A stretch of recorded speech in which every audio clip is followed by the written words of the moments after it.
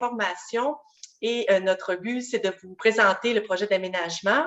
Je vous rappelle que l'année passée, en avril, c'était l'équipe qui est là ce soir. Vous avez présenté des projets d'aménagement, différents scénarios. Alors, on avait été en consultation, en atelier participatif, pour être plus précise. Et alors, suite à la réflexion, on en vient vraiment à vous présenter le résultat.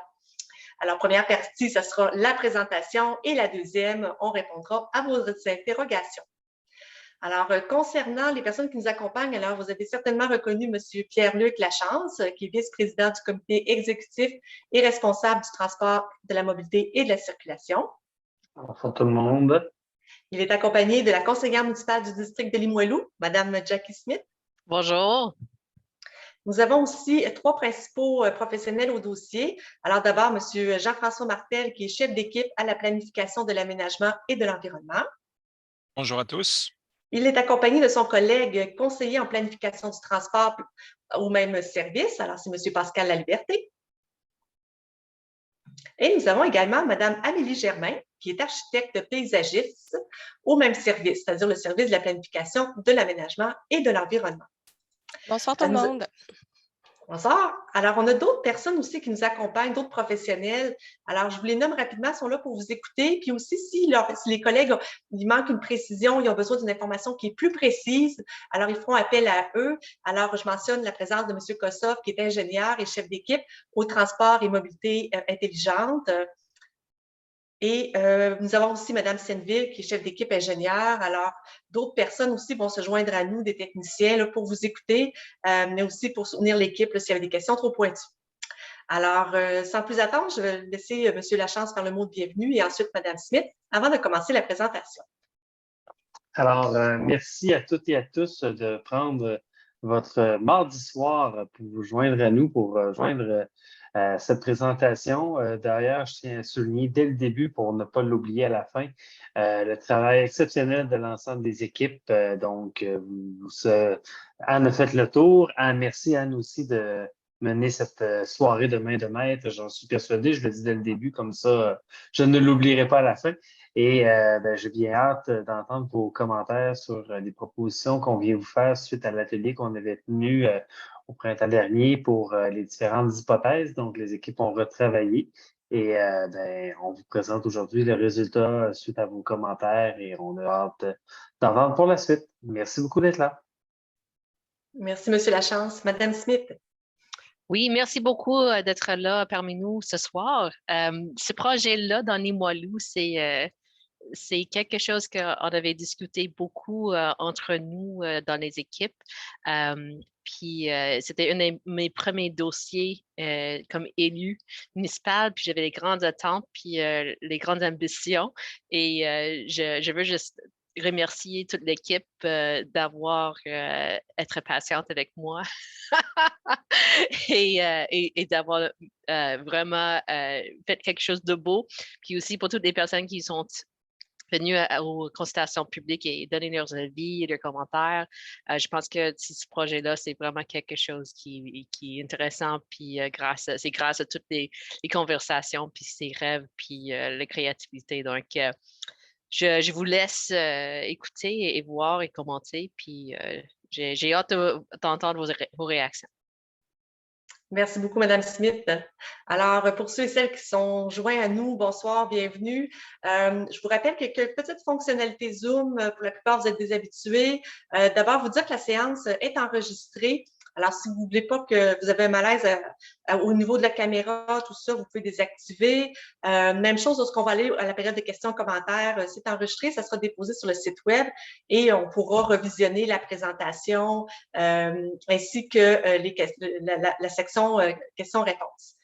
Pour maintenant, l'outil, dans le fond, on est en mode réunion. Là, c'est assez simple. Votre caméra, vous pouvez l'ouvrir, la fermer à votre guise. Même chose pour votre micro. Alors, je vous invite peut-être à le fermer là, lorsque vous êtes en mode silence ou que vous ne parlez pas. Au moment où je vais le faire pour éviter les bruits ambiants ou les bruits qu'on ne voudrait pas que les autres entendent. Alors, voilà pour la présentation. On prendra les questions à la fin. Et je vous souhaite une bonne soirée. On va commencer avec la présentation avec M. Martel.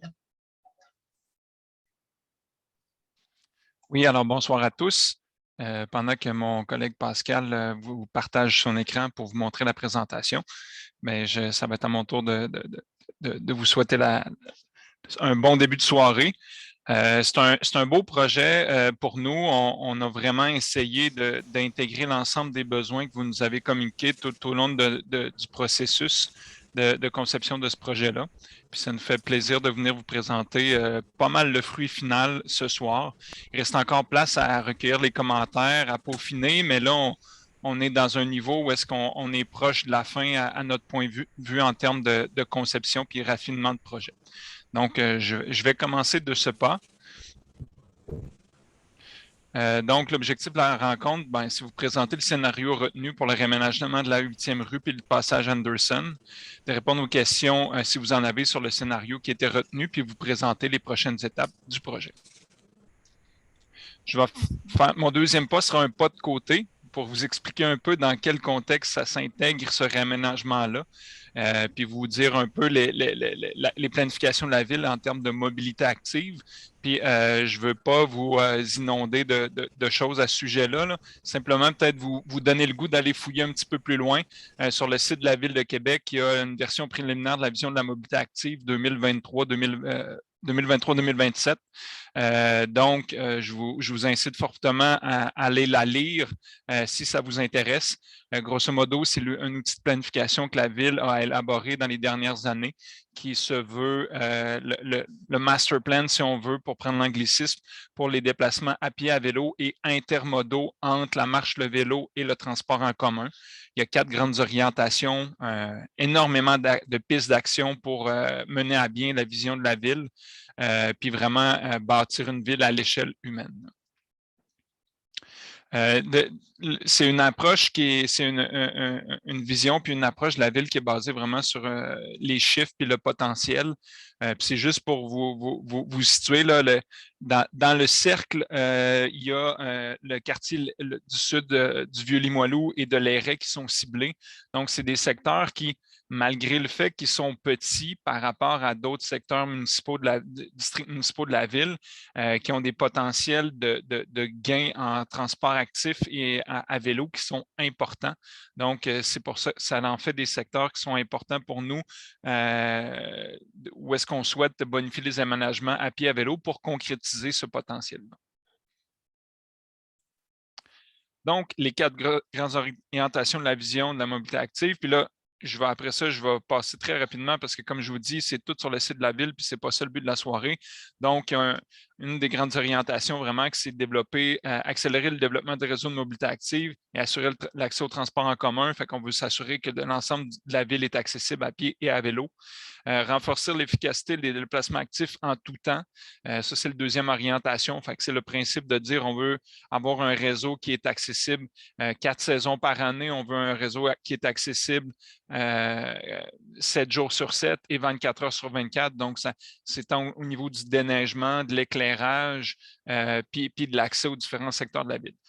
Troisième orientation, on est au niveau du confort. Donc, c'est un souci qu'on développe de plus en plus, de faire des aménagements qui sont confortables autant pour les 12 ans et moins que les 65 ans et plus. On a un souci de rendre ces aménagements-là confortables pour vraiment l'ensemble de la population.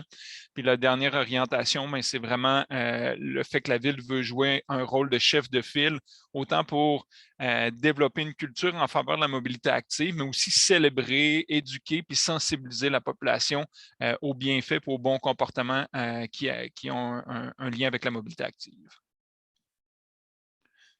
Puis les chiffres chocs, si on veut, de la mobilité active, c'est l'objectif qui a été donné de se doter de 3 corridors vélocité d'ici 2027.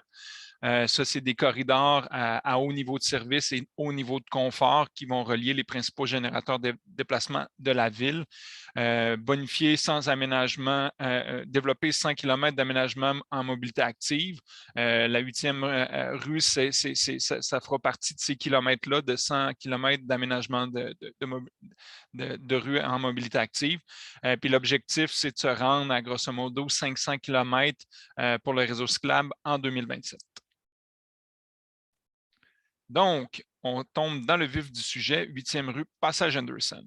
Simplement pour vous localiser, pour être sûr qu'on parte des mêmes bases. Donc, le projet commence à l'ouest, à la connexion avec la nouvelle passerelle de la Tortue.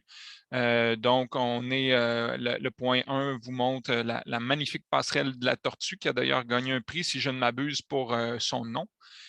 Puis probablement que les prix pour le concept architectural vont suivre. Donc, on part de la passerelle et on se rend jusqu'à la 3e avenue. Donc, on voit au point 2 un peu à quoi ressemble le passage Anderson présentement. Puis au point 3, bien, on regarde vers la 8e rue. C'est grosso modo ce qui nous intéresse ce soir. Donc, rappel sur les objectifs du projet. Donc, les objectifs du projet, c'est vraiment les objectifs qu'on veut atteindre avec le projet pour être sûr qu'on fasse un projet qui réponde aux besoins, autant de la population, mais des planifications de la ville. Donc, aménager un lien cyclable 4 saisons entre la passerelle de la Tortue et la 3e avenue. Donc, c'est en cohérence avec ce qu'on vous nommait un peu plus tôt avec la vision de la mobilité active, qu'on veut que ce soit notamment 4 saisons. Assurer une continuité du cheminement cyclable et piéton entre l'écoquartier Pointe-aux-Lièvres et le secteur commercial de la 3e avenue.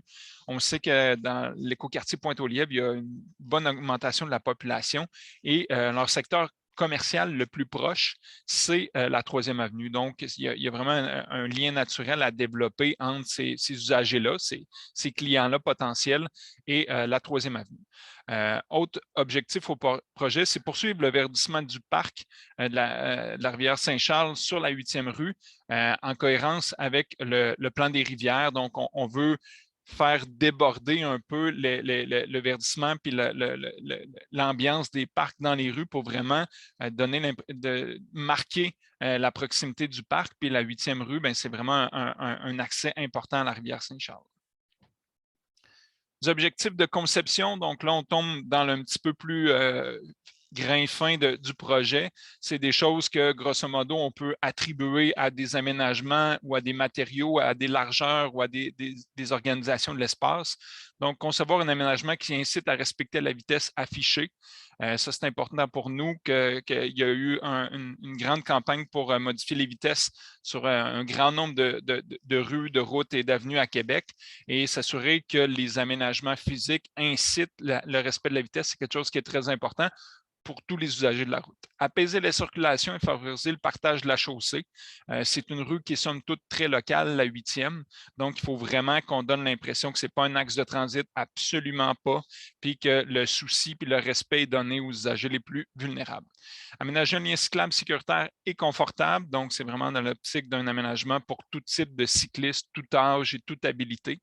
Bonifier les cheminements piétons. Et particulièrement aux intersections. Il y a quand même des trottoirs généreux un peu partout le long de l'axe.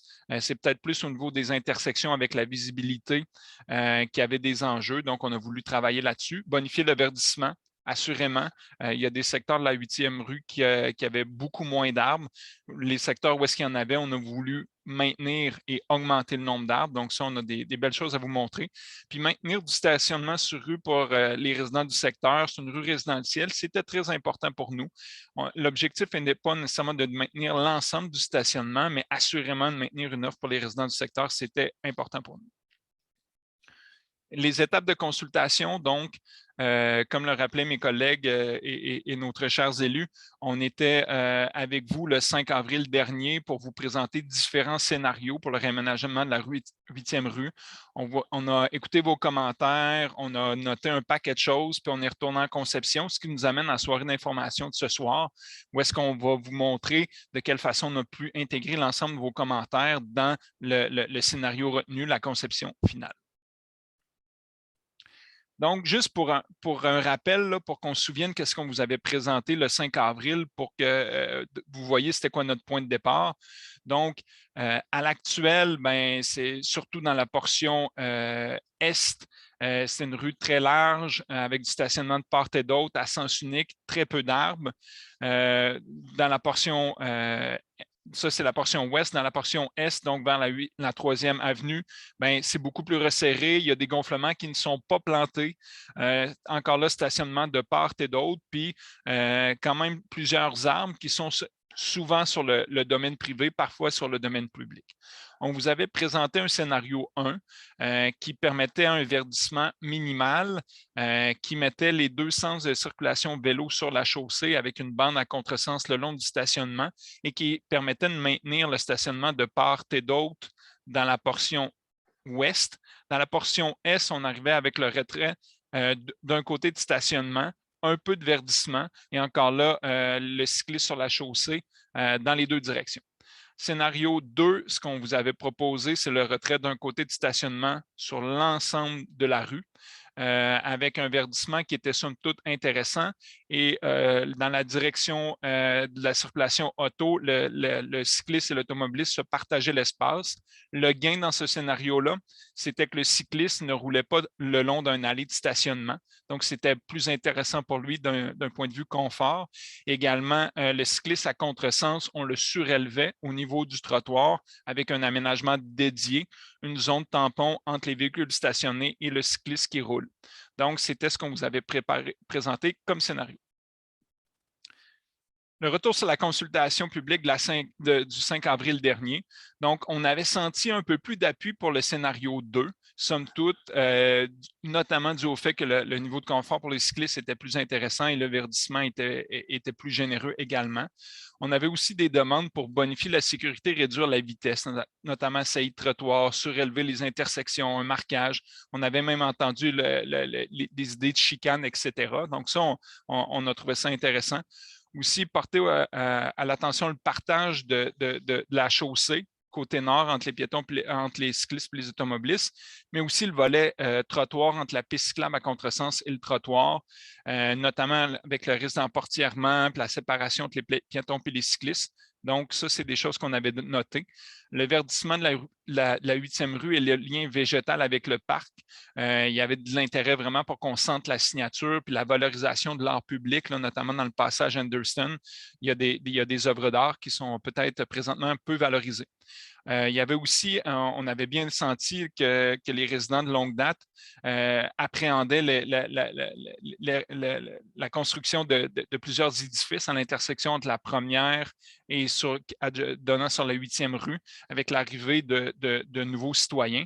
Puis ça nous a incité puis ça nous a poussé à aller rencontrer les promoteurs de ces projets-là pour s'assurer qu'il y a un arrimage entre l'aménagement sur le privé, puis aussi mieux comprendre la clientèle, le nombre de stationnements, le nombre d'unités, etc.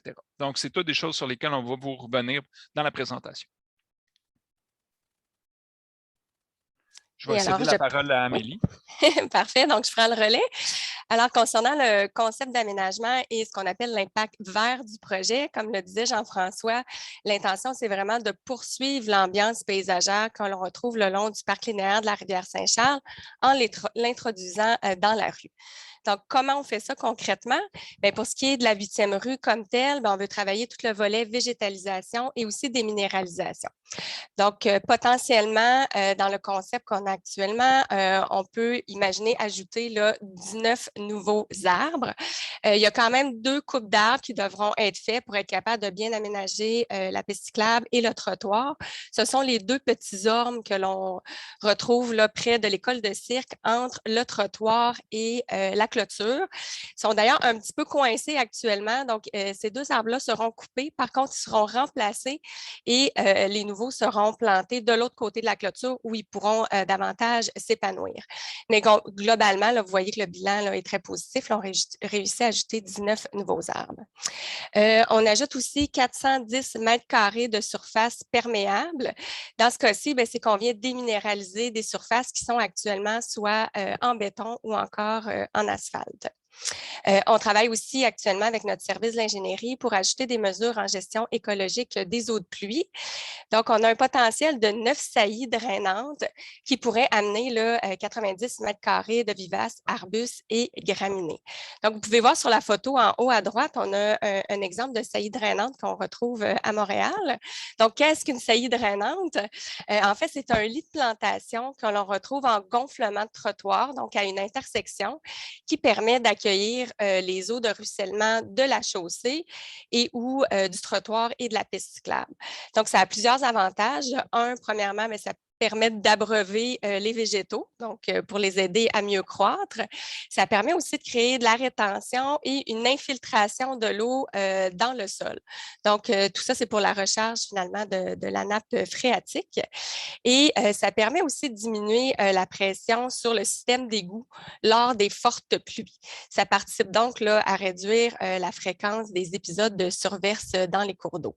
Donc, globalement, dans la ville, quand on a réussi à amener ce genre de système-là de gestion écologique des eaux de pluie, bien, on contribue à une ville là, finalement qui serait plus résiliente là, dans le contexte des changements climatiques. Pour ce qui est du passage Anderson, encore là, on vient ajouter des arbres. On en a 20 nouveaux de proposés et aussi 90 mètres carrés de vivaces arbustes et graminées. On ajoute aussi une allée piétonne avec du mobilier urbain. On va pouvoir vous le montrer dans les prochaines diapositives. Et comme le disait Jean-François, on veut mettre en valeur les œuvres d'art existantes, mais dans un nouvel aménagement pour pouvoir en profiter davantage. Suivant. Alors, voici la palette végétale avec laquelle on veut travailler, là, qui va venir servir à garnir nos différents lits de plantation dans le projet. Donc, ce sont principalement des végétaux indigènes. On veut vraiment créer un lieu de biodiversité qui est connecté avec l'écosystème de la rivière Saint-Charles. Ce sont tous des végétaux aussi qui sont adaptés aux conditions urbaines et à la gestion écologique des eaux de pluie. Donc, il faut comprendre que dans nos saillies drainantes, bien, parfois, il y a peu de pluie, donc peu d'eau. Et à d'autres moments, bien, les racines des végétaux là, se retrouvent pendant plusieurs heures dans une humidité importante. Donc, ça prend vraiment des végétaux qu'on pourrait dire amphibiens là, qui sont à l'aise avec ces différents types de conditions. Puis par rapport à la palette de façon générale, je vous disais qu'on veut vraiment sortir de l'idée de la monoculture dans les plantations et tout ce qui est très manicuré. Et on va arriver avec une proposition qui est beaucoup plus naturelle pour, encore là, faire le lien avec la rivière. Suivant. Donc, voici maintenant en plan le scénario retenu. Donc, on va débuter dans le secteur ouest, dans le passage Anderson, donc tout près de la passerelle. Donc, vous pouvez voir là, ce qui est pointé actuellement, ce sont les sentiers qui longent la rivière Saint-Charles. Et plus à droite, là, vous pouvez reconnaître là, la première avenue. Donc, un des éléments importants là, qu'on veut réaménager, c'est la piste cyclable. Donc, la piste, en fait, multifonctionnelle qui sera élargie à 4 mètres. Ça va permettre un usage 4 saisons. Donc, il y a un déneigement qui sera possible. Et aussi à 4 mètres, bien, c'est beaucoup plus confortable pour la cohabitation entre les piétons et les cyclistes. Juste au sud de cette piste, on va venir aménager une nouvelle allée piétonne et une aire de repos aussi. Donc, on pourrait y retrouver quelques bancs, un support à vélo et la surface au sol sera en pavé de béton. Donc, l'idée est vraiment de donner un caractère vraiment de parc et piétonné à ce secteur-là et offrir là, une halte repos là, sur le parcours entre les quartiers. Encore là, les nouveaux arbres seront ajoutés et les 4 œuvres d'art de Marc-Antoine Côté seront repositionnées pour mieux les intégrer dans l'environnement puis que les citoyens aussi puissent avoir un accès plus facile. Pour ce qui est de l'intersection comme telle, vous pouvez voir là, la saillie drainante à l'intersection qui est proposée. Cette saillie-là sera végétalisée et un nouvel arbre sera planté. Et cette saillie-là, en fait, ce qui est intéressant aussi, c'est que ça permet une traversée piétonne qui est beaucoup plus courte, donc plus sécuritaire. Donc, en plus de l'amélioration de l'intersection, on veut aussi améliorer l'entrée du parc avec un nouvel aménagement d'accueil pour une entrée qui va être beaucoup plus attrayante et paysagère là, avec la demi-lune en pavé et les plantations. Suivant. Voici maintenant la vue en plan. Donc, on se trouve à l'intersection de la 2e avenue. Ce qui est intéressant avec ce plan-là, c'est que ça nous permet de vous présenter l'aménagement au niveau de l'intersection, mais aussi la géométrie de rue et l'aménagement retenu là, pour l'ensemble de l'artère. Donc, d'abord, si on commence du côté sud, donc on peut bien voir là, la piste cyclable à contresens qui se trouve vraiment au niveau du trottoir. Donc, on a vraiment une grande plateforme très large pour les cyclistes et les piétons avec une bande texturée entre les deux qui permet vraiment de bien délimiter les zones pour chacun des usagers. Et par le fait même, cette bande texturée-là, qui a 150 mm de large, donc 6 pouces, sert aussi de ligne de guidage là, pour les gens qui auraient certaines difficultés visuelles. Donc, toujours dans le même secteur, vous pouvez voir une saillie qui, dans ce cas, serait en béton. Donc, celle-ci ne peut pas être plantée. Elle serait plutôt avec une bordure franchissable pour les camions qui ont besoin d'entrer dans la rue. Donc, on peut penser, par exemple, aux camions de pompiers. Donc, c'est assez important. Et d'autres penseront aussi aux petits camions Amazon. Donc, voilà, fait que c'est important là, que ce gonflement-là là, soit accessible pour que les camions puissent bien entrer dans la rue. Pour ce qui est des autres saillies, celles-ci pourront toutes être drainantes avec la végétation et des arbres. Donc, ça nous permet quand même d'ajouter 5 arbres à cette intersection. Donc, ça va vraiment donner un beau coup d'œil vert à cet endroit. L'intersection aussi sera surélevée. Donc, c'est vraiment une mesure d'apaisement de la circulation. Aussi, les saillies, comme je vous le disais, donc il y en a chacune des intersections, chacun des coins, en fait. Donc, ça permet des traverses piétonnes beaucoup plus courtes. On a aussi un nouveau trottoir qui sera construit du côté nord. Et vous pouvez bien voir aussi dans le plan là, la chaussée désignée qui, dans ce cas-ci, est située là, sans… en fait, il n'y a pas de stationnement là, qui longe le secteur nord, donc pour plus de sécurité pour les cyclistes. Finalement, vous pouvez voir aussi, là, si on termine du côté sud, la zone tampon contre l'emportiérage. Donc, pour s'assurer que les cyclistes, finalement, là, sont en sécurité lorsqu'ils circulent là, sur la piste. Merci, Éric, pour le commentaire. Prochaine diapo. Alors, maintenant, vous pouvez voir là, tout ce qu'on vient de vous montrer là, en mots ou en plan, mais en 3D. Donc, cette première vue-là, on se trouve à l'intersection de la première avenue. Donc, vous pouvez bien voir là, la saillie drainante végétalisée là, qui réduit la traverse piétonne. On voit bien aussi la piste à contresens qui est juxtaposée au trottoir. Donc, ça, c'est pour les cyclistes qui circulent en direction est et pour les cyclistes qui circulent en direction ouest, on peut bien voir là, la chaussée désignée. Donc, suivante. Alors, voici maintenant la vue. On se retrouve entre la première et la deuxième avenue. Donc, je pense que cette image-là montre très bien là, les différents corridors, là, dépendamment du type d'usager. Donc, on voit bien le nouveau trottoir qui sera construit du côté nord, la chaussée désignée. Ensuite, on voit bien le stationnement, la zone tampon de 600 mm, donc 2 pieds. Ensuite, on a la piste cyclable de 1,5 m, 5 pieds. Et finalement, le large trottoir là, qui a été bonifié, je crois, depuis la dernière présentation, qui a 2 mètres de large, incluant là, la bande texturée ou la bande rugueuse là, pour bien délimiter les deux usages. Donc, suivant. Et finalement, voici la dernière vue. Donc, on est à l'intersection avec la deuxième avenue. Vous pouvez voir l'effet de l'intersection surélevée. Encore là, ici, la saillie là, drainante qui est plantée. C'est aussi dans ce secteur-là qu'il y aura les 2 petits arbres qui devront être coupés, mais qui seront des nouveaux, en fait, seront plantés de l'autre côté de la clôture, donc dans le même alignement que les autres arbres. Et je vous mentionne aussi qu'on adaptera ponctuellement à 3 endroits la largeur du trottoir pour protéger 3 grands arbres. D'abord 2 érables et aussi le magnifique orme d'Amérique qu'on retrouve un petit peu plus loin là, sur ce secteur-là. Donc, on veut vraiment s'assurer de bien protéger et préserver la canopée qui est déjà présente et on vient la bonifier aussi avec des nouveaux arbres, là, avec plusieurs variétés différentes pour une meilleure biodiversité et plus de résilience là, de notre forêt urbaine. Donc, voilà, Jean-François, je te repasse la parole. Merci, Amélie. Donc, grosso modo, on a recensé là, les différents commentaires qu'on avait eus, notamment via la table de concertation vélo, les citoyens. Puis on a essayé de voir de quelle façon on avait été capable de répondre à ces demandes-là.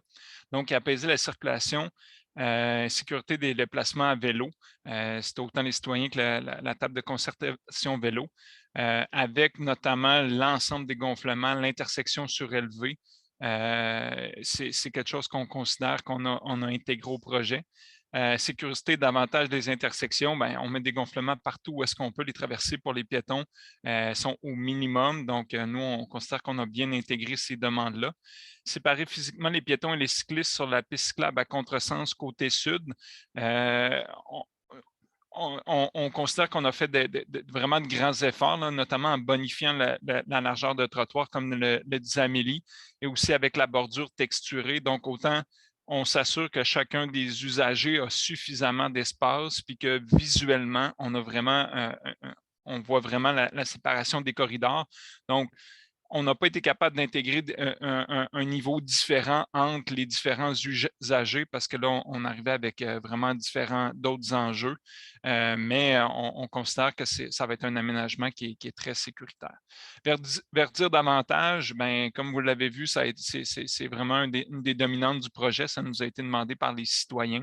Lien cyclable 4 saisons, c'était autant les citoyens que la table de concertation vélo qui nous l'avaient demandé. Tout est conçu pour que ça le soit. Puis c'est un des avantages d'ailleurs d'avoir les piétons et les cyclistes au même niveau. Là, ça va permettre vraiment un déneigement optimal.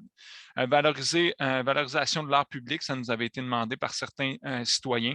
Comme vous l'avez vu avec la contre-allée piétonne et le mobilier urbain, bien, vraiment l'art public va être mis en valeur. Feu circulation et sas vélo, c'est surtout à l'intersection avec la 3e avenue que ça s'applique. L'intersection est toujours en analyse, mais c'est les solutions vers lesquelles on se dirige, là, notamment pour les cyclistes qui y arriveraient du sud sur la 3e avenue et qui voudraient faire un virage vers la gauche pour aller sur la 8e rue. C'est des solutions comme celle-là qu'on est en train d'analyser. C'est davantage, je vous dirais, en termes de localisation des feux de circulation, puis des fûts, etc., qu'on est toujours en analyse, mais en termes de solution, on est assez convaincu que c'est la bonne. Donc, c'est ce qu'on voulait vous montrer. Là. On a vraiment été à l'écoute, puis on a travaillé sur chacun des volets qui nous avaient été demandés, autant par la table de concertation vélo que par les citoyens pour bonifier le projet. On a aussi été évaluer l'impact sur le stationnement. Vous avez présenté l'occupation actuelle puis l'occupation avec les différents scénarios lors de la soirée de consultation. Là, on a été aussi à une approche, là, on sentait que c'était un aspect sensible, le volet de l'arrivée des nouveaux logements là, sur la 8e rue, près de la 1re avenue. Donc, on a fait une évaluation qu'on appellerait en latin « worst case scenario ». Donc, on s'est donné un certain lousse avec le nombre de logements, on a pris en compte le nombre de cases de stationnement.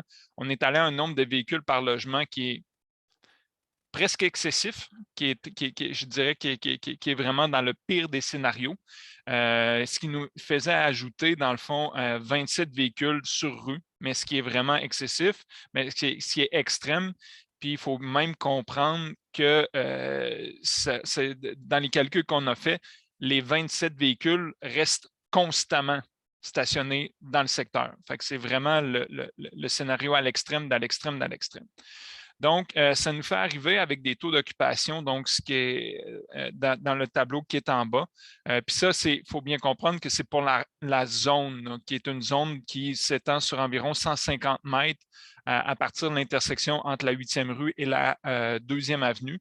Donc, d'environ 2 minutes de marche, 2-3 minutes de marche. À partir de cette intersection-là, ça nous donne des taux d'occupation. On avait des taux d'occupation qui étaient somme toute très bas, puis c'était explicable notamment dû au fait qu'il y avait un nombre important de terrains qui étaient vacants présentement. Donc, on était à des taux d'occupation qui oscillaient entre 55 et 70 %. Avec le scénario où est-ce qu'on enlève les cases de stationnement et qu'on ajoute les 27 véhicules, on arrive à des taux d'occupation selon les heures de la journée qui sont entre 75 et 95 %. Mais comme je vous le dis, c'est vraiment un cas de pire des scénarios. Donc, nous, ce que ça nous dit, c'est que ça peut rentrer, qu'il y a le stationnement suffisant. Puis, il nous reste des outils à notre disposition, notamment l'outil réglementaire. Là, on avait bien entendu les commentaires des citoyens lors de la soirée de consultation. Puis, il y a toujours la possibilité de bonifier le nombre d'espaces qui sont réservés aux citoyens ou même de changer les heures d'application de la réglementation. Donc, ça, c'est des choses qu'on va garder en tête, qu'on va continuer à monitorer même après la réalisation du projet. Puis, assurément, pour les citoyens qui sont avec nous ce soir, à tout moment, appelez le 311 si vous constatez des choses suite à l'implantation du projet. Puis, c'est la réglementation du stationnement avec la collaboration des élus locaux, c'est quelque chose qui se change en quelques semaines. Voter la modification, ajouter les panneaux, etc. Donc, la Ville a une certaine flexibilité pour ce genre d'intervention-là qui peuvent arriver par la suite. Donc, scénario retenu en fonction des objectifs. Donc, si on regarde entre l'actuel et le projeté, donc, respect de la vitesse, on considère que le scénario retenu va l'atteindre. À l'actuel, on avait une portion qui était très large, donc ça incitait un petit peu plus de vitesse, quoique les tronçons étaient tous très courts. Donc, la vitesse pratiquée était somme toute près de la vitesse affichée. Partage de la chaussée entre les cyclistes et les automobilistes aussi, on considère qu'on a atteint l'objectif. Lien cyclable confortable, sécuritaire, c'est en fonction des meilleures pratiques. Améliorer le cheminement des piétons, assurément, on l'a atteint. C'était un peu moins optimal précédemment. Le verdissement et la perméabilisation pour le secteur, la section de la rue, assurément, la perméabilisation était inexistante et le fait qu'on bonifie avec pratiquement une vingtaine d'arbres, c'est des objectifs qu'on considère comme étant atteints. Puis le maintien de stationnement pour les résidents, c'est sûr qu'à l'heure actuelle, il y avait énormément de stationnement. C'est peut-être le volet sur lequel il a fallu, en choisissant les autres aspects, c'est sûr que c'est l'aspect sur lequel il a fallu travailler un petit peu puis diminuer le nombre de cases. Mais on reste convaincu que l'offre dans le secteur est somme toute acceptable. Puis avec la proximité des autres options de mobilité dans le secteur, on pense que c'est un équilibre qui est intéressant. Prochaines étapes. La réalisation des plans de vie est en train de s'achever. On aurait aimé faire les travaux cette année. La force est de constater qu'ils seront réalisés l'année prochaine en 2023. Donc, c'est des travaux qui pourront être réalisés ou au printemps ou à l'été 2023. Puis ça, il y a tout un volet de communication qui va être fait auprès de vous là, pour que vraiment vous avisez de la période des travaux puis comment ça va fonctionner. Ça, la Ville va rester en contact avec les résidents tout au long de la période des travaux. Là. Ça met fin à la présentation. Donc, Anne, on te laisse la parole. Merci, M. Martel et Mme Germain, pour la présentation. Alors, ce que je vous propose maintenant, c'est la période de questions et commentaires. Comme à l'habitude, je vous propose un 3 minutes là, pour permettre le plus de monde de s'exprimer. Premier droit de parole et ensuite un deuxième droit par la suite. Je vais prendre les droits de parole. On est en mode réunion. Alors, pour signifier votre intérêt, vous pouvez soit lever la main. Vous pouvez aussi écrire votre question dans l'outil discussion qui se retrouve en bas de votre écran. Vous pouvez l'inscrire, il n'y a pas de souci, je vais les lire à l'occasion. Ou simplement lever la main. Si vous ne trouvez pas la petite icône, ouvrez votre caméra, me faire un signe comme ça, je vais prendre votre nom en libellé, puis je ferai parler par la suite avec l'ordre de parole. Anne, est-ce que je peux juste faire une intervention? Bien sûr, bien sûr. Je veux juste dire qu'il y a de plus en plus de femmes qui m'écrivent, et surtout sur ce projet-là, puis 8e Avenue, il y avait des femmes qui ont laissé les messages dans mon boîte à lettres personnelle chez moi. Il y avait des femmes qui m'ont arrêté dans la rue, dans les parcs, pour parler des besoins d'avoir les pistes cyclables plus sécuritaires, confortables, surtout pour les enfants. Et je vois avec un grand plaisir qu'il y a plusieurs femmes qui sont ici ce soir. Donc, je vous invite à prendre la parole parce que quand je parle avec une voix, je représente plusieurs, mais c'est plus intéressant qu'on parle tous ensemble et on s'exprime beaucoup. Donc, je vous invite à prendre la parole. Gênez-vous pas. Merci beaucoup, Mme Smith. Bon point. Et parlant des droits de parole, comme je l'avais fait là, pour la séance en avril, je proposerais de commencer par les résidents de la rue, là, la 8e rue. Alors, je proposerais le premier tour de roue à ceux et celles qui résident sur la rue. Alors, vous pouvez lever la main lorsque vous prenez la parole, simplement vous dire votre nom, quoique votre nom est déjà affiché, mais de dire où vous habitez. Mais c'est ça que par politesse aussi, puis pour voir comment les gens de la place, de la rue réagissent face à ça, je laisserai peut-être le premier droit de parole, puis par la suite, là, je vous retiens, là, je vois que M. Baudouin-Gaudreau, vous avez levé la main, alors je vous donne la parole rapidement. Alors, est-ce que quelqu'un veut se lancer? Je vais peut-être prendre une question par écrit par la suite. Oui, je voyais, Anne, qu'il y a Oui. un certain Michael qui a demandé la longueur estimée des travaux. Oui. Je présume que c'est potentiellement une question un peu plus d'un citoyen riverain, là. Je ne sais pas, Philippe, serais-tu en mesure de nous éclairer sur ce point-là? Effectivement, moi, je suis le chargé de projet qui va réaliser les travaux en 2023 et pour un projet comparable qu'on est en train de faire actuellement sur la 8e avenue, qui est une section, on va dire, assez comparable. Là, on est en train de faire entre la 24e et la 18e rue. On va estimer environ 10 semaines de travaux assez intensifs et par la suite, à peu près peut-être 2 semaines un peu pour les plantations, les arbustes, l'aménagement paysager, là. Donc, c'est 2 mois et demi là, de travaux quand même assez intenses.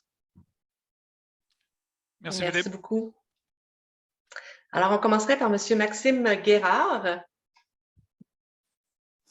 Bonjour, j'ai essayé d'attendre pour laisser la place à quelqu'un d'autre, mais il n'y avait pas full aux portes. Non. Premièrement, merci beaucoup à toute l'équipe. Vous avez bien répondu au questionnement. Les stats étaient beaucoup plus clairs, puis les zones étaient beaucoup plus ciblées. Merci. Le projet est très, très beau.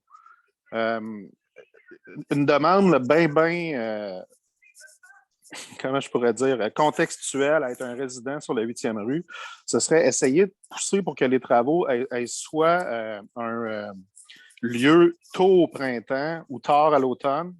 Ça fait 3 ans qu'on est dans les travaux pendant tout l'été ici en face, qu'on se fait cogner sa tête, qu'il y a des véhicules qui travaillent jusqu'à très tard le soir.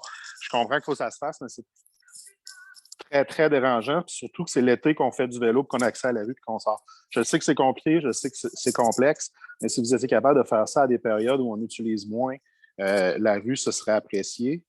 Ensuite, peut-être un peu pour rigoler, mais on a qualifié le 1,3 stationnement par unité d'extrême.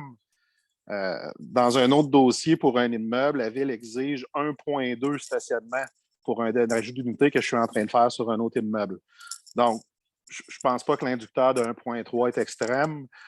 Pour vous partager l'avis d'un résident, là, c'est la démultiplication des pick-up en face de chez nous depuis qu'ils ont commencé à remplir un des 2 immeubles.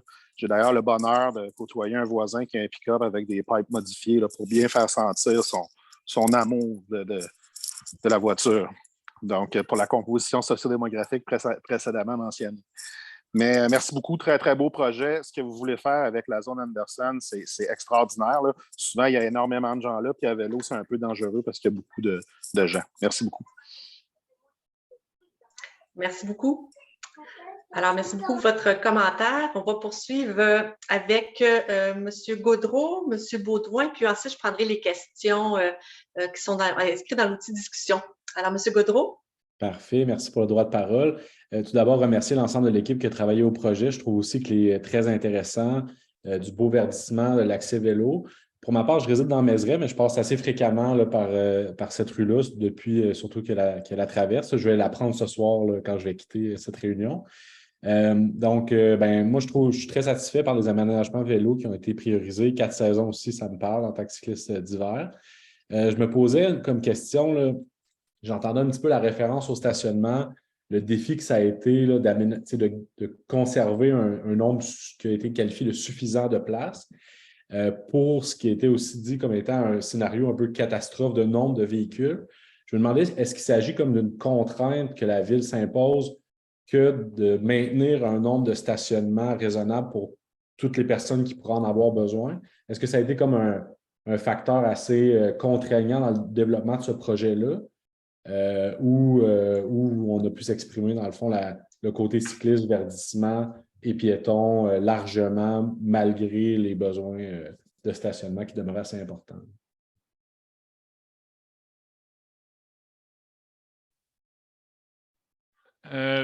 Est-ce que c'est une contrainte? Je pense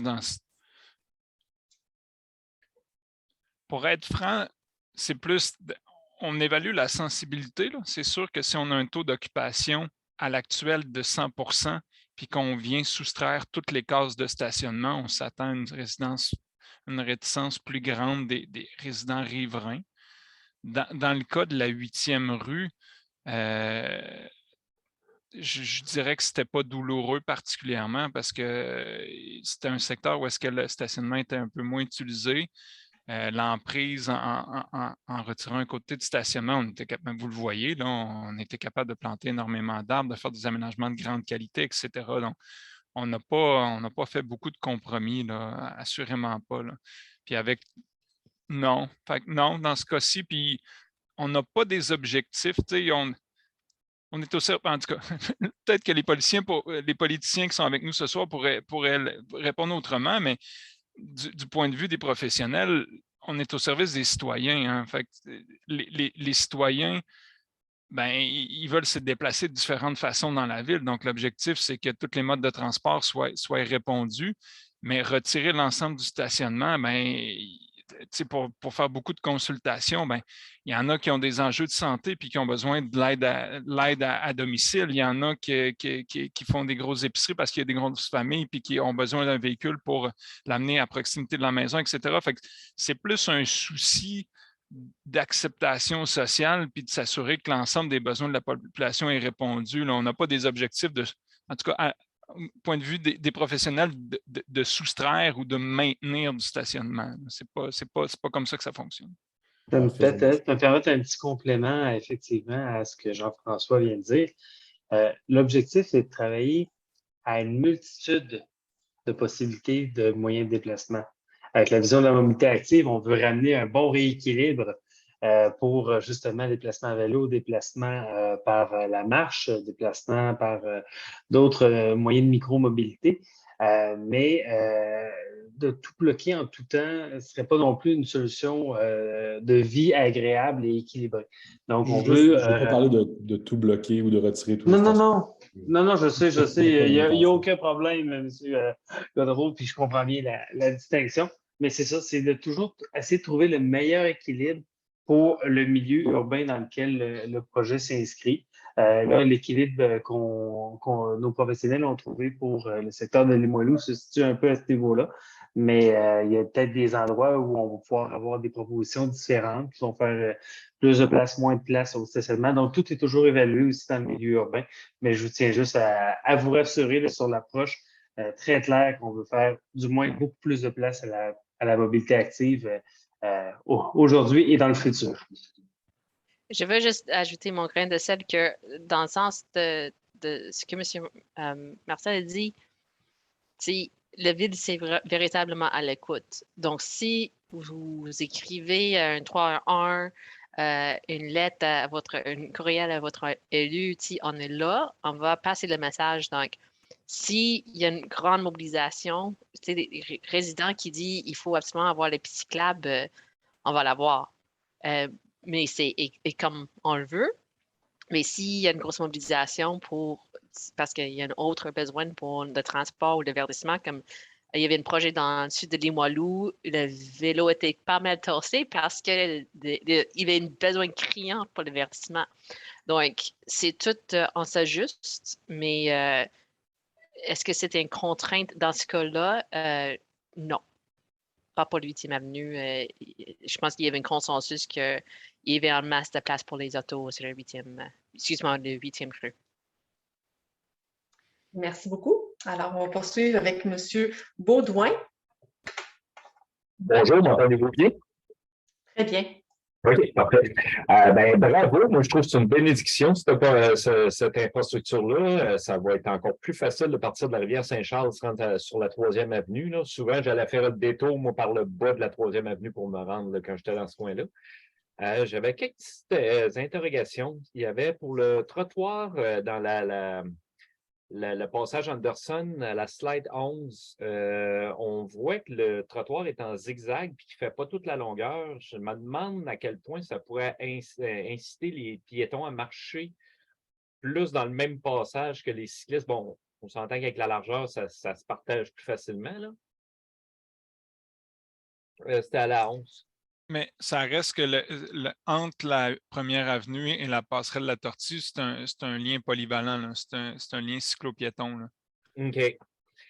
Bien, c'est ça. Je me demandais avec le fort achalandage qu'il y a là, est-ce que ça peut devenir un problème? Parce qu'on voit souvent sur le bord de la rivière Saint-Charles là, qu'on se retrouve à être obligé de rouler à genre 15-20 km/h là, pour pas faire sursauter les piétons. Puis même si on a un passage à côté, fait que là, je me demandais avec un zigzag comme ça, à quel point les piétons vont l'emprunter, là. Je peux peut-être répondre à la question. Mais Oui. en fait, il faut comprendre que la piste elle-même va être élargie. Donc, on va avoir une piste qui va avoir 4 mètres de large, donc qui va être capable de bien accueillir les piétons et les cyclistes. Ce que vous voyez là, plutôt en pavé de béton, c'est pas un trottoir comme tel, c'est plutôt en fait une aire de repos, de détente pour les gens qui veulent déambuler plus doucement, là. C'était plus dans cet esprit-là, ceux qui veulent s'attarder, s'asseoir, profiter des œuvres d'art, de la plantation, etc. Donc, ce n'était pas un objectif à cet endroit-là de segmenter les piétons et les cyclistes. OK. Bon, c'est quand même 4 mètres aussi, là, ça, on comprend, là. C'est juste que j'ai souvent des endroits où je vois marcher tous les piétons de large, puis il va y avoir de l'éducation à faire autant du niveau des cyclistes que des piétons. Oui, tout à fait. Mais c'est un peu aussi en continuité avec la largeur de la passerelle, donc, puis que ça continue après ça de l'autre côté dans le parc de la Pointe-aux-Lièvres. Donc, c'était dans cet esprit-là là aussi, là, d'être en connexion avec la passerelle. Puis en tout respect, M. Baudouin, 15-20 autour de la rivière Saint-Charles, dans un secteur très familial avec beaucoup de jeunes cyclistes, beaucoup de familles, beaucoup de poussettes qui font du jogging, c'est peut-être le comportement à adapter, hein?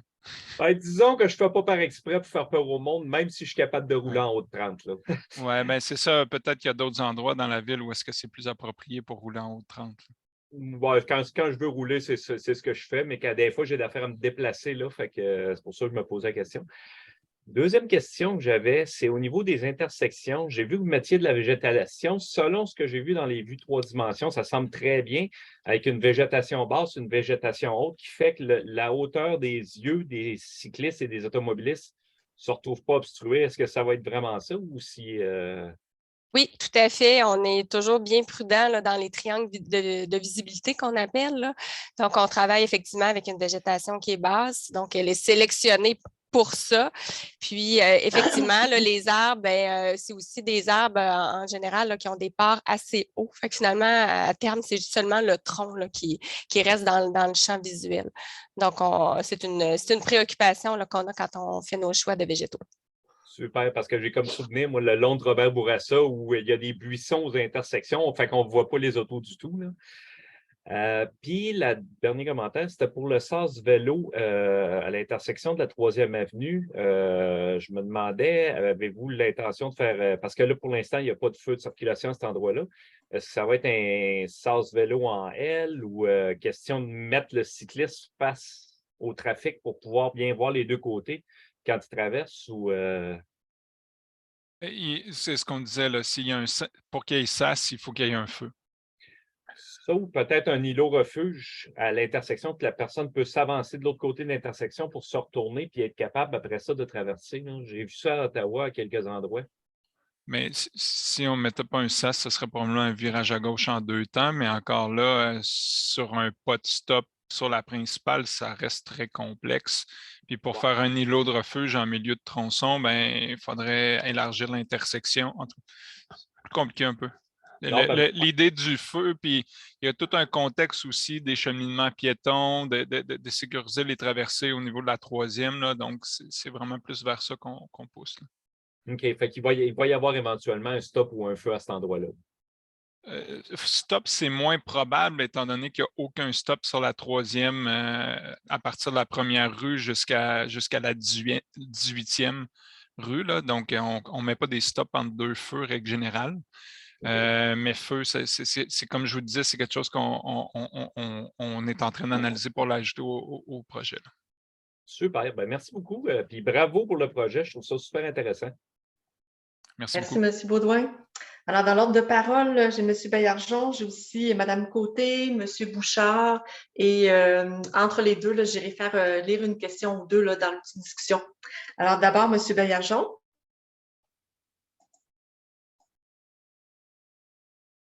Ah, on n'entend pas votre... Ben non, c'est tombé dommage. Pourtant, je vois que votre micro il est activé. Peut-être le réactiver, voir des fois ça fonctionne.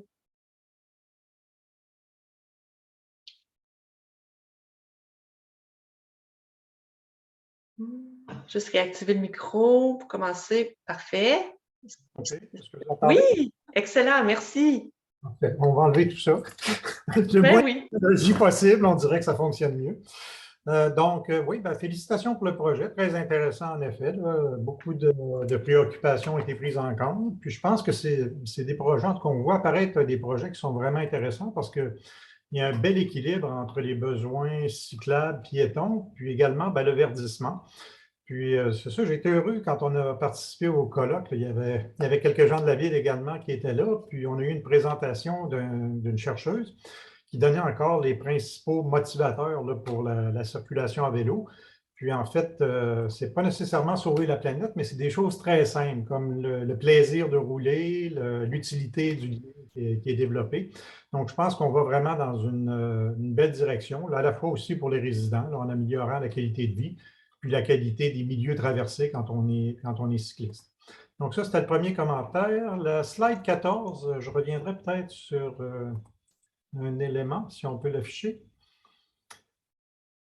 C'est que la voie désignée me semblait relativement large. Puis je me demandais si c'est juste une question d'infographie ou si c'est vraiment très large. C'était un petit peu plus loin, je pense. La 14. Diapo 14, celle-là, oui. On voit que la route semble très large. Là. En fait, là-dessus, quand j'ai vu ça, je me suis dit, ben, il y aurait même de la place pour une bande cyclable en plus de la voie automobile. Après ça, je me suis dit, c'est peut-être juste de l'infographie. Oui, non, c'est ça. C'est une visualisation 3D. C'est pas à l'échelle. Regardez même le cycliste sur son vélo n'est peut-être pas à l'échelle. Puis le cycliste, il faut pas. Non, c'est pas énorme. Là. Ça va être plus étroit que ça dans la réalité. C'est conçu pour ça respecte les meilleures pratiques en termes de l'argent pour les chaussées désignées. Puis on a suffisamment de l'argent pour être capable de le déneiger, puis véhicules d'urgence, etc. Là, mais ça sera pas. On n'aurait pas de place pour mettre une bande en plus de la chaussée. Là. OK, donc ça répond à ma question. Ben, c'était surtout moi la géométrie, puis est-ce que ça peut donner une impression d'accélération, en tout cas un désir d'accélération sur même une courte distance. Mais je pense que les vues à vol d'oiseau sont plus représentatives en termes de largeur. Okay. Puis encore là, les véhicules sont peut-être un peu étroits. Là. Ça, c'est probablement plus à l'échelle que la vue 3D. Là. OK. Est-ce que tu as les largeurs exactes qui sont les bonnes pratiques ou bien pas nécessairement? Normalement, quand on est autour de 4 mètres pour la voie de circulation, puis avec le stationnement, là, fait que de mémoire, ce projet-là, on est autour de 6 et 6,5 pour l'ensemble de la voie carrossable. OK. Puis la piste cyclable à contresens, elle est de quelle largeur? J'ai entendu qu'elle était aux normes, mais ça veut dire... De mémoire, on est à 1,5 plus une zone tampon d'environ 600. Là. Okay. Plus la bordure, le pavé texturé. Donc, on a une bonne largeur. C'est essentiellement ce qui a été fait sur Hochelaga. OK. Excellent. Ben, encore une fois, félicitations. Très beau projet. Je pense que c'est des choses très intéressantes qu'on voit apparaître depuis cette année, en fait, où il y a des projets qui sont vraiment très, très bien. Je veux juste souligner, si vous les voyez cette année, ça veut dire que ça fait 18 mois qu'on travaille dessus. des fois, vous pensez qu'on est dans l'inaction, mais souvenez-vous que quand vous voyez ces projets-là, nous autres, ça fait longtemps qu'on y travaille. J'en suis sûr. OK, merci. Bonne soirée. Merci, M. Baillargeon. Alors, une question dans l'outil discussion de M. Michael Gosselin. Est-ce que le bitume sera continu aux intersections pour les cyclistes pour éviter les routes, bitume, béton, trottoir, bitume de la piste cyclable? La transition entre les surfaces n'est jamais parfaite et parfois la différence de hauteur donne des résultats malheureux. Monsieur Gosselin, on lui donne un morceau de robot pour avoir trouvé une des 7 erreurs de la présentation. Donc, il va pouvoir aller chercher son cadeau à son bureau d'arrondissement. Mais en effet, là, dans les représentations... Ça me coûte comment, le cadeau, M. Gosselin? Il va falloir que je donne.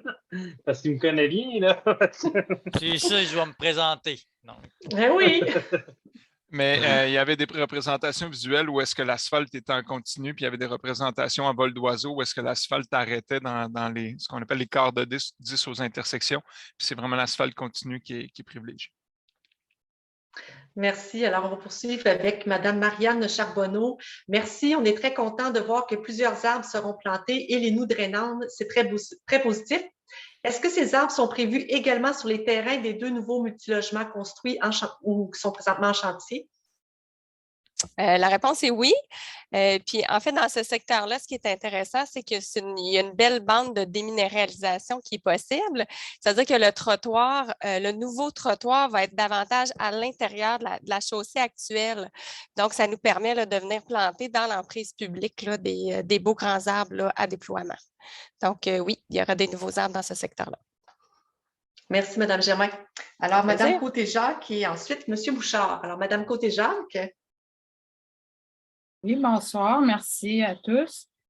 Moi, j'habite proche de là. J'habite sur la 2e avenue, entre la 6e et la 7e rue. Fait que c'est ça, c'est à côté de chez nous. Puis c'est par là que je passe pour aller marcher sur le bord de la rivière à tous les jours avec mon fils.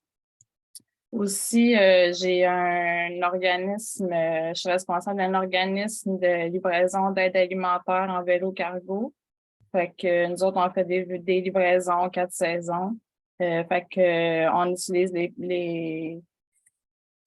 on est content d'avoir des intersections sécuritaires, des aménagements sécuritaires pour les vélos.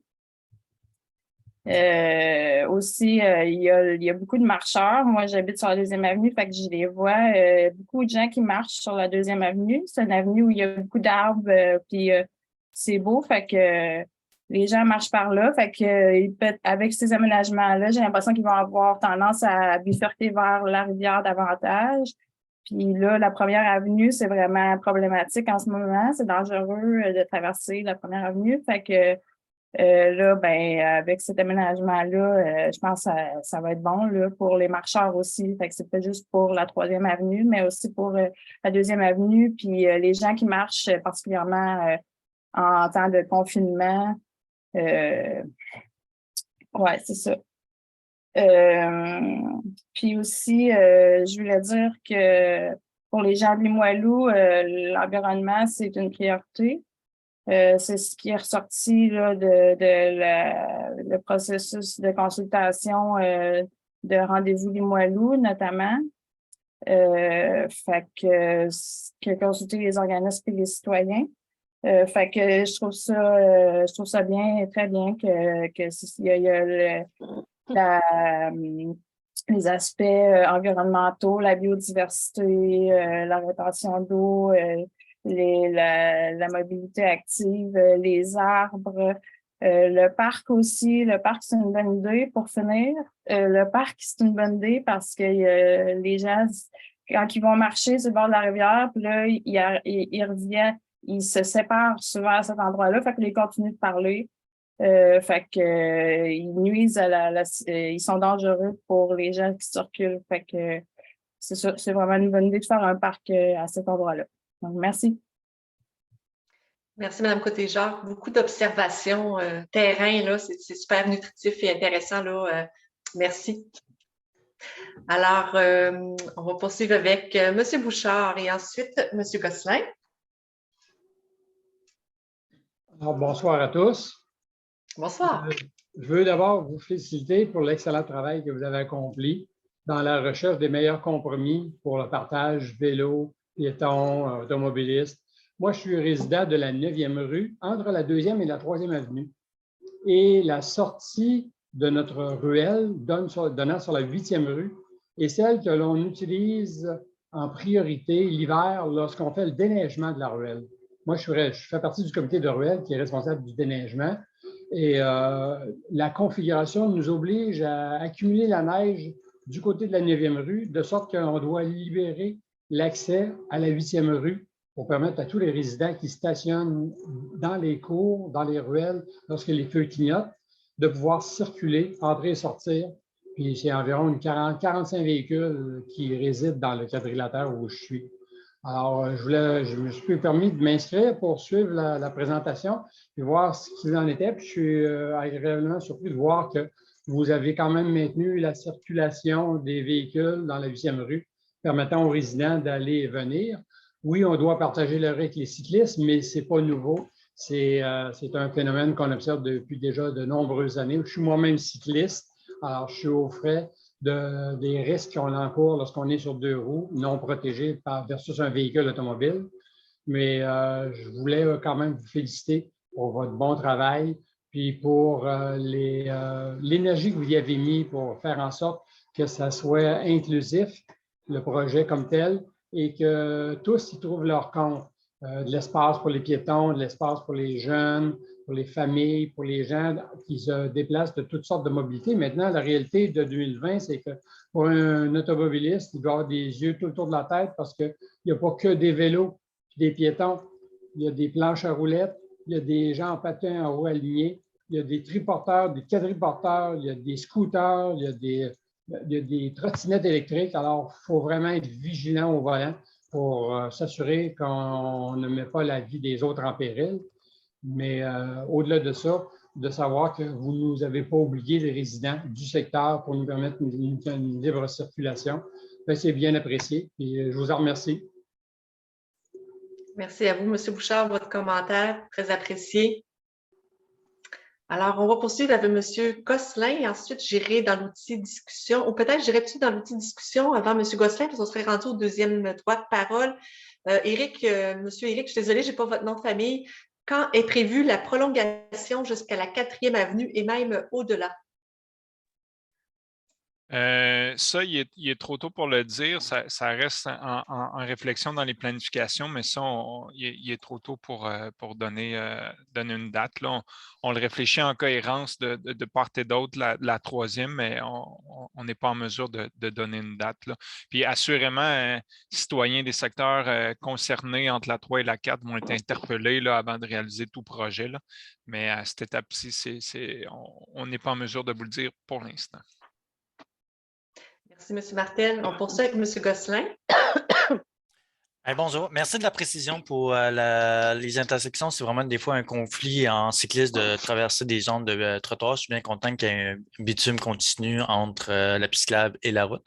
Je te dirais, comme vous connaissez un peu mon profil, je trouve toujours qu'il y a trop de stationnement encore en mise en place par cet aménagement, quoique je comprends énormément le cheminement fait par la ville entre de tout à l'auto à la mobilité active. Mais comme j'essaie de tirer la ville vers de moins en moins de voitures, je mets mon petit grain de sel pour aider à tirer de mon côté. Donc, la prochaine fois que je vois un projet qui intègre arbre, réaménagement de route, j'aimerais ça qu'on m'annonce une réduction plus forte encore de stationnement, surtout dans un contexte où le changement climatique et 50% de nos GES sont produits par le transport. Le stationnement contribue énormément à encourager la mobilité par auto au détriment des autres solutions comme le plantage d'arbres, des trottoirs plus larges, des bandes publiques pour les repos pour les personnes âgées qui marchent et des pistes cyclables. Donc, on ne lance pas la patate, on continue à réduire l'espace à la voiture sans nécessairement l'éliminer. Et suggestion aussi comme ça pour un aménagement, n'oubliez pas les rues partagées ou les rues piétonnes. Je n'ai pas encore vu d'aménagement de rues que peu importe le quartier, on aménage une rue voiture à un aménagement de rue piétonne consolidée où qu'on sent que la place est vraiment mise aux piétons en priorité et aux cyclistes et que l'automobiliste y est invité mais il est invité vraiment à 10 km/h pour vraiment aller chez lui ou faire une livraison d'épicerie, par exemple, mais qui ne resterait pas là pour s'y stationner. Et voilà, ça serait vraiment la prochaine étape pour moi, voir que la ville a vraiment pris le pas sur des aménagements avant-gardistes et sécuritaires qui se rapprochent le plus possible d'une vision zéro. Sauf que présentement, avec ce projet-là, on est dans l'entre-chemin. On n'est pas encore rendu, mais on sent que le quartier présentement il est plutôt favorable pour des aménagements encore plus avant-gardistes ou plus naturels au niveau d'un aménagement viable et humain dans un quartier où que les gens marchent et utilisent la bicyclette en majorité. Merci. Merci, M. Gosselin, pour votre commentaire. Alors, pour le moment, on a passé à travers les questions dans l'outil de discussion et les commentaires.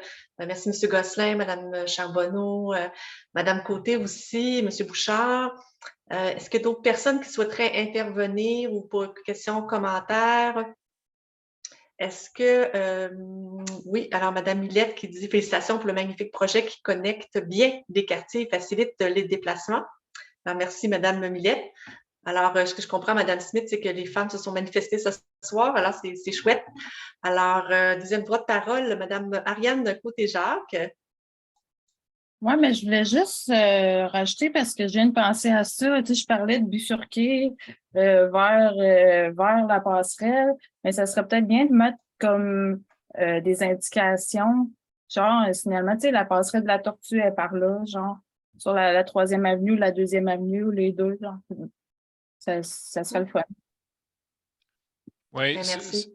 Ça, c'est une réflexion qui est identifiée là, dans le cadre de la vision de la mobilité active, là, la signalisation de type orientation. Là, ça fait longtemps qu'on y pense.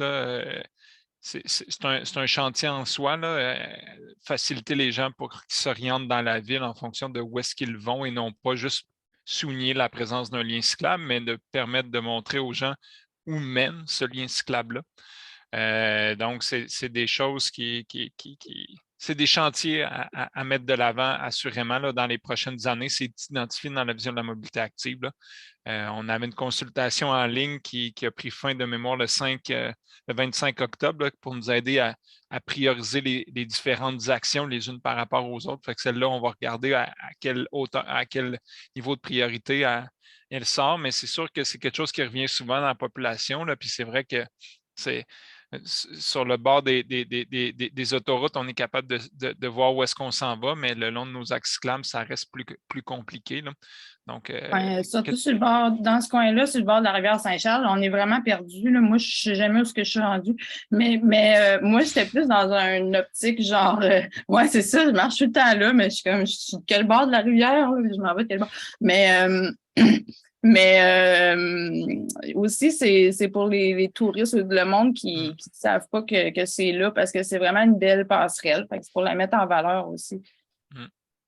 Oui, bien, tout à fait bon point. Mais merci de votre commentaire. Monsieur Baudouin, deuxième droit de parole. Oui, bien, tant qu'il y a des prolongations du projet, je me demandais, est-ce qu'il va y avoir, est-ce qu'il y a de quoi qui est prévu pour aller rejoindre le quartier résidentiel qui est en face du côté autrement dit, de l'autre côté de Pointe-aux-Lièvres? Parce que là, présentement, il faut zigzaguer un peu dans le parc pour réussir à se rendre dans le quartier. Est-ce qu'il y a un plan pour se rendre, mettons, au site de sport d'hiver de la Pointe-aux-Lièvres en ligne droite ou si ça reste comme c'est là, pour l'instant? Veux-tu que je réponde, Jean-François? Bien, je sais que c'est Marie-Josée qui s'en occupe, mais si tu as de l'info, vas-y. Là. Oui, bien, absolument. Là, il est prévu là, à très court terme, là, les travaux, l'appel d'offres a été lancé, le mandat a été octroyé. Donc, les travaux vont se faire plutôt l'année prochaine, en fait. Donc, la piste cyclable va être prolongée dans le parc de la Pointe-aux-Lièvres là, pour aller rejoindre le pavillon et aussi la rue. Donc, la connexion est prévue. Puis, il y a d'autres aménagements aussi qui s'en viennent là, dans le cœur du parc là, pour venir l'animer davantage, là, notamment durant l'été. peut-être un petit détail par rapport à ça. Il y a une patinoire dans ce coin-là. On ne se retrouverait pas à traverser la patinoire en hiver? Ben, ça a été tout bien analysé là, par l'équipe. Là. Effectivement, c'est un élément important. Là. Donc, tout ça a été travaillé par c'est ça, une équipe multidisciplinaire là, qui a essayé qui a trouvé la meilleure des solutions là, pour pouvoir pour que ce lien-là soit le plus efficace possible. Oui, on a décidé que finalement, on va passer les patins quand les cyclistes vont arriver au niveau de l'anneau de glace. Vous allez traverser en patin, puis après ça, vous allez retomber sur le vélo. Ouais, ben là, Intermodalité. J'essaye de sauver la chef et le chou, là, en réalité. Là. Je veux que ça soit profitable pour le plus de monde possible. Là. Fait que, oui. Mais l'objectif, c'est que la 8e rue soit un lien continu qui connecte dans le parc de la Pointe-aux-Lièvres, puis même sur la rue Lee pour aller connecter sur la passerelle qui permet d'accéder au parc Victoria. Là. C'est ce que la ville est en train de mettre en œuvre, morceau par morceau, avec la réalisation de la Pointe-aux-Lièvres, avec le réaménagement du parc de la Pointe-aux-Lièvres, avec le réaménagement de la 8e rue. C'est tous des petits morceaux qui se mettent en place. Puis même la passerelle sur la rue Lee, je veux dire, c'est de quoi qui est. En tout cas, moi, je connais très bien la ville, c'est pour ça que je sais qu'elle est là, mais je pense qu'il n'y a pas grand monde qui la connaisse. Là, fait que ça serait une belle opportunité de la mieux l'exploiter pour que le monde se déplace. Là. Ben oui, c'est sûr. C'est dans les plans d'améliorer la connexion à cette passerelle-là. Oui, tout à fait. Merci. Merci, M. Bergeon. Dans la deuxième fois de parole, j'aimerais qu'on reste quand même sur le lac 8e rue sans trop s'éloigner de la ville. Là. Je sais, des fois, c'est tentant, mais j'aimerais quand même qu'on conserve la pertinence avec la 8e rue. Là. OK, malheureusement, je m'éloignais. C'est ça, quand on était rendu au Parc Victoria, en fait, je pense qu'on avait déjà fait la demande pour un lien directement vers Caron, ce qui permettrait de rejoindre vraiment Limoilou et Saint-Sauveur de belle façon. Là. Fait que, Anne, je me retire là-dessus. Par contre, je vois monsieur Lachance là, qui semble prendre la main au bon. Alors, c'est quoi de le dire? Alors, monsieur Lachance...